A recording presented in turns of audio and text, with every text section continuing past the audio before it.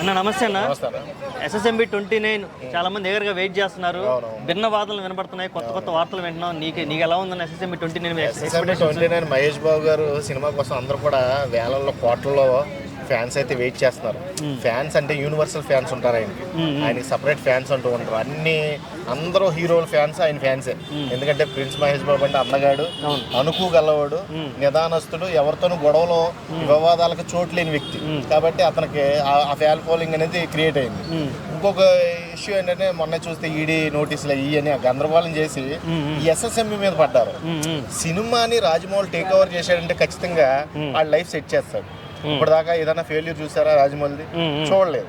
కాకపోతే కొన్ని trolls rumours ఏంటంటే రాజమౌళి అలాంటోడు ఇలాంటోడు, అబ్బాయిలంటే ఎక్కువ ఇష్టం రాజమౌళి కొంచెం ఆ టైపే అన్నట్టుగా మాట్లాడుతున్నారు. అది ఎంతవరకు భావ్యం? అది కరెక్ట్ కాదు. అది అలా మాట్లాడద్దు. ఇప్పుడు స్టార్ డైరెక్టర్ గా ఉన్నాడు రాజమౌళి, మన ఇండస్ట్రీని ఒక పై స్థాయికి తీసుకెళ్తున్నాడు. తీసుకెళ్లడమే కాదు, బాలీవుడ్ వాళ్ళకి భయం పుట్టేలా చేసాడు. బాలీవుడ్ లో ఈ రోజున ఏదన్నా రిలీజ్ చేసుకోవాలంటే మూవీ, అరే టాలీవుడ్ లో ఏమన్నా రిలీజ్ ఉన్నాయో అడగంటారా బాబు, మనం ఆపుకుందాం కొన్నాళ్ళం, అటు పోయే కలెక్షన్ అన్నట్టుగా ఆగుతున్నారు. ఒక టైంలో అస్సలు పట్టించుకునే వాళ్ళు కాదు. అలాంటి స్టేజ్ని దాటి ఇలా చేసిన రాజమౌళిని కొంచెం చూసి మాట్లాడితే మంచిదని నా ఒపీనియన్. SSMBకి ఎటువంటి అడ్డంకులు లేవు, కానీ స్టోరీ విషయంలో 2-3 టైమ్స్ జరిగినాయి డిస్కషన్స్, అటు ఇటు అయినాయి. కొంచెం అడ్వెంచర్ మూవీ లాగా తీద్దామని ప్లాన్ చేస్తున్నాడు. మరి అడ్వెంచర్ మూవీ అంటే మహేష్ బాబు సెట్ అవుద్దా లేదని ఒక ఫ్యాన్లో టెన్షన్ ఫీలింగ్ అయితే స్టార్ట్ అయింది. కానీ రాజమౌళి హ్యాండ్ కదా అది. రాజమౌళి పట్టుకున్నాడంటే దేన్నైనా సరే పిప్పి చేస్తాడు. కాబట్టి ఎటువంటి మూవీ తీయాలన్నా రాజమౌళి వల్ల అవుతుంది.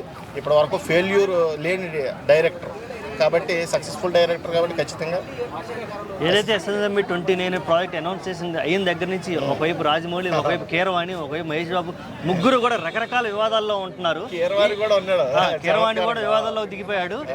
అది ఈ వివాదాలు ఇలా జరుగుతుంటే ప్రజలు కొంచెం చెడు సంకేతాలు తీసుకుంటున్నారు ఆటోమేటిక్గా. దీన్ని ఎలా చూడాలి?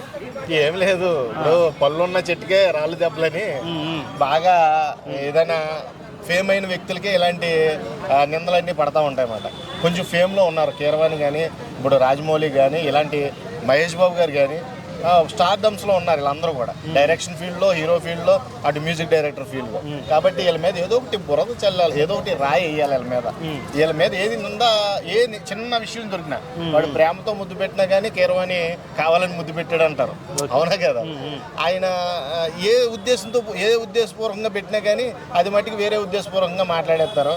అలాంటి మాట్లాడడానికి ముందు వరుసలో ఉండే వ్యక్తులు మన ఉంటారు. యాంటీ ఫ్యాన్స్ కావచ్చు, ఎవరైనా విరోధులు కావచ్చు, ఇలాంటి వాళ్ళందరూ కూడా ఎప్పుడు బురదలే పని చేస్తూనే ఉంటారు. వాళ్ళు సినిమా మీద ఎటువంటి ప్రభావం పడే అవకాశం ఉంది? SSMB 29కి ఎటువంటి అడ్డంకు రాదని మనస్ఫూర్తిగా దేవుని కోరుకుంటున్నా. వస్తే నేనేం చేయలేను, కాదు రాకూడదని కోరుకుందాం. ఎందుకంటే first time Rajamouli project take over చేసింది మహేష్ బాబుతో. అవునా కదా? ఎవరితో టేక్ ఓవర్ చేసినా ఫస్ట్ టైం అలా యాక్షన్లో దిగాడంటే ఖచ్చితంగా అది సక్సెస్ఫుల్గా ముందుకు తీసుకుపోతాడు. అది SSMB కూడా మనం ఎక్స్పెక్టేషన్. ఆ జుట్టు కానీ, మహేష్ బాబు డెడికేషన్ కానీ, ఆ జిమ్ కూడా ఇంతవరకు ఏ సినిమాకి చేయలేదు మహేష్ బాబు. రాజమౌళికి తప్పనిసరిగా చేయవలసి వచ్చింది. అంత ఫిట్నెస్ మెయింటైన్ చేసి ఈ రోజున ఎంత స్థాయికి ఎదిగిన వ్యక్తి. ఆ మూవీ గురించి ఎక్స్పెక్టేషన్ తగ్గుతాయి అంటే నేను దాన్ని ఒప్పుకోను.